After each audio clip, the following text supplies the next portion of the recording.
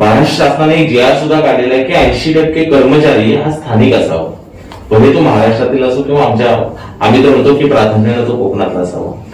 पण आपले कामगार आयुक्त आम्हाला माहितीच्या अधिकाराखाली उत्तर देतात की आम्हाला माहितीच नाही की किती टक्के या ठिकाणी कंपन्यांमध्ये स्थानिक रोजगार आहे किंवा काम दिलं जातं.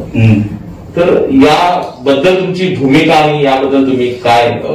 स्थानिकांना न्याय मिळाला पाहिजे ही भूमिका माझी सुरुवातीपासून राहिली आणि ते कामगार आयुक्त असतील किंवा मग कंपनीचे मॅनेजर असतील त्यांना त्या भाषेतच मी समजवतो.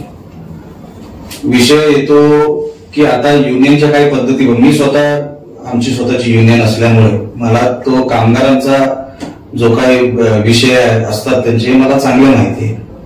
पण आता कालांतराने काय झालं, जे अगोदरचे लेबर लॉ होते आणि आजचे जे लेबर लॉ आहे त्याच्यामध्ये जमीन आसमान फरक आहे.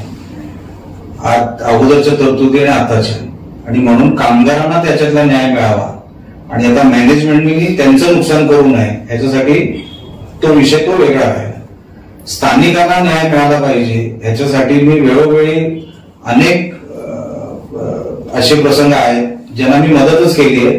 नाहीतर मी माझ्या भाषेने तुम्हाला भेटायला येणार, माझ्या जे काही माझं कामाची पद्धत आहे त्या हिशोबाने कामं झाली आहे. पण तुम्ही जसं म्हणताय तसं एक पूर्ण त्याची मॅपिंग करून त्याच्यावर अभ्यास केला पाहिजे की प्रत्येकाला कसा न्याय मिळेल ह्याच्यासाठी वेगळी मॅपिंग करून वेगळं त्याच्यावर नियोजन केलं पाहिजे. या गोष्टी